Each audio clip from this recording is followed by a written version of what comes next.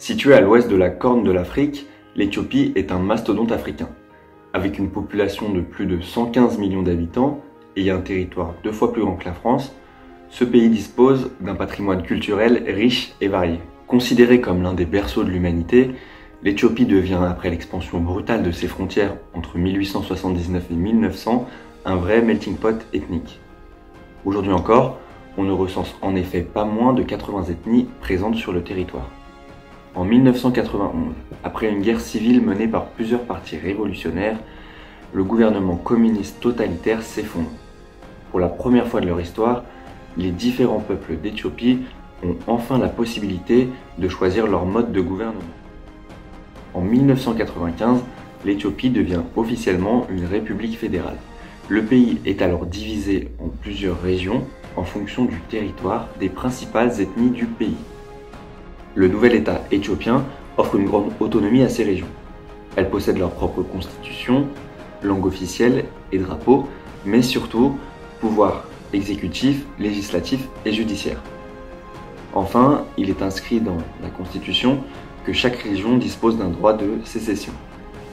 2 villes dont la capitale Addis Abeba sont transformées en ville fédérale pour pouvoir administrer ce nouvel État. L'Éthiopie accorde donc une place capitale à sa diversité. Cependant, 27 ans plus tard, le pays est en guerre civile et traverse une grave crise humanitaire. Mais que s'est-il passé pour voir ce modèle politique vaciller ? À sa création, en 1995, le pouvoir fédéral est rapidement accaparé par une coalition politique de plusieurs partis révolutionnaires, vainqueurs de la guerre. Les principales forces politiques des régions du Tigré, de l'Oromo, de l'Amhara et de la région des peuples du sud de l'Éthiopie se réunissent sous la bannière du Front démocratique révolutionnaire du peuple tigréen. Cependant, cette coalition devient très vite une façade. Les élites tigréennes, avec à sa tête le Premier ministre Meles Zenawi, prennent progressivement le contrôle des instances du pays, reléguant au second plan toutes les autres ethnies. Les instances fédérales sont toutes contrôlées par une ethnie ne représentant que 6% de la population totale. Le régime instaure une forte censure de la presse et marginalise les ethnies majoritaires, Oromos et Amhara. Le gouvernement fédéral mine l'autonomie des régions et cela ne conduit plus à une unité nationale, mais au contraire à l'émergence et à la montée de mouvements ethno-nationalistes. De nombreux conflits indépendants éclatent alors à travers le pays à la fin des années 90 et 2000. À partir de 2016, les manifestations s'accélèrent.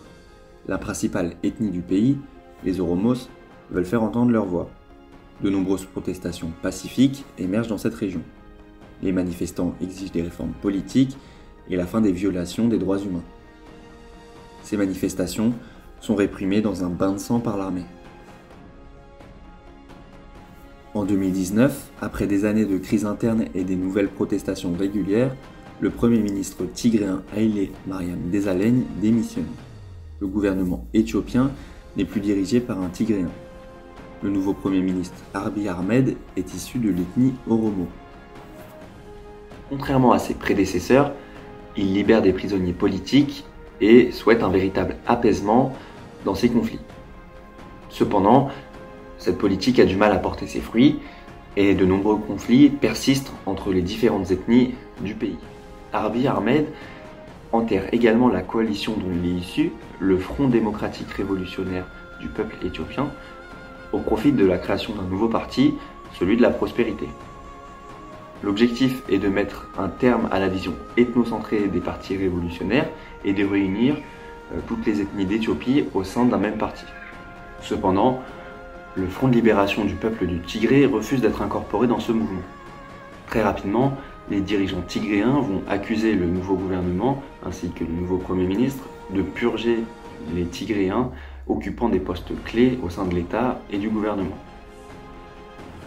Le parti entre donc dans le camp de l'opposition. Les rôles s'inversent et cette fois-ci c'est les Tigréens qui accusent le gouvernement et donc les Oromos de les marginaliser. Malgré le report annoncé des élections législatives en raison de la Covid, le Front de libération du peuple du Tigré décide de les maintenir. Le 4 novembre 2020, la guerre éclate entre les forces armées du Tigré et le gouvernement fédéral. Un an plus tard, le conflit a énormément évolué, s'étendant aux régions voisines de l'Afar, de l'Amara et de l'Oromia.